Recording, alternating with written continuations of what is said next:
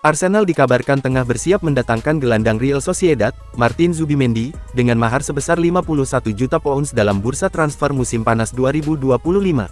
Zubimendi yang kini berusia 26 tahun masuk dalam radar utama pelatih Mikel Arteta sebagai tambahan kekuatan di lini tengah The Gunners.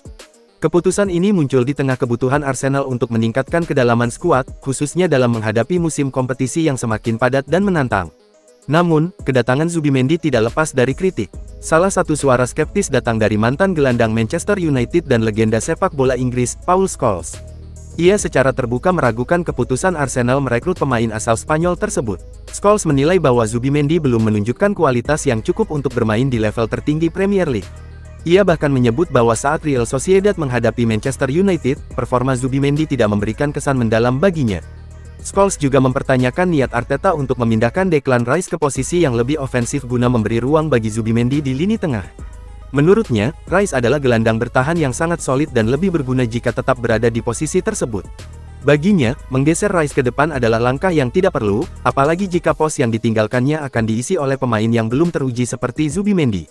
Ia menekankan bahwa tidak ada lubang di lini tengah Arsenal yang memerlukan pengisian mendesak dengan pemain baru. Selain itu, perekrutan Zubimendi juga membuka spekulasi mengenai masa depan dua gelandang Arsenal lainnya, yakni Jorginho dan Thomas Partey. Kontrak Jorginho disebut-sebut akan segera habis dan belum ada tanda-tanda perpanjangan. Di sisi lain, Partey kemungkinan besar akan dijual musim panas ini, terutama karena masalah kebugaran dan performanya yang tidak konsisten. Dalam skema baru Arteta, Zubimendi diproyeksikan menjadi sosok pengatur ritme permainan dari lini tengah, mengisi peran yang saat ini dipegang Rice atau bahkan Jorginho. Namun sekali lagi, Scholes menilai bahwa Rice sudah cukup mampu memegang peran itu tanpa perlu ada tambahan pemain. Langkah Arsenal merekrut Zubimendi bukanlah satu-satunya aktivitas transfer mereka. Klub asal London Utara itu juga dirumorkan tengah mengincar sejumlah nama untuk memperkuat lini serang. Nama-nama seperti Victor Gyökeres, Benjamin Sesko, dan Liam Delap masuk dalam daftar bidikan. Arsenal tampak serius memperkuat semua lini untuk menghentikan puasa gelar yang sudah berlangsung selama 5 musim berturut-turut. Kebutuhan akan penyerang baru juga didorong oleh keinginan untuk menciptakan persaingan sehat di lini depan serta memberikan alternatif strategi bagi Arteta. Saat ini, Arsenal tengah bersaing ketat di papan atas Premier League. Mereka berada di posisi kedua klasemen, namun tekanan dari tim-tim seperti Manchester City, Newcastle United, Chelsea, hingga Aston Villa terus mengintai.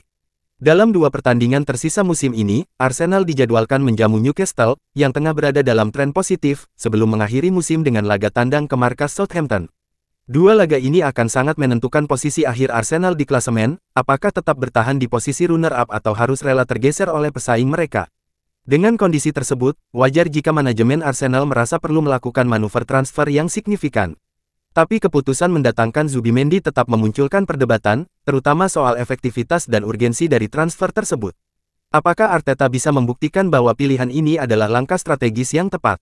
Ataukah skeptisisme Scholes akan terbukti benar? Semua akan terjawab di musim mendatang, ketika Zubimendi benar-benar berseragam Arsenal dan mendapat kesempatan menunjukkan kemampuannya di panggung Premier League.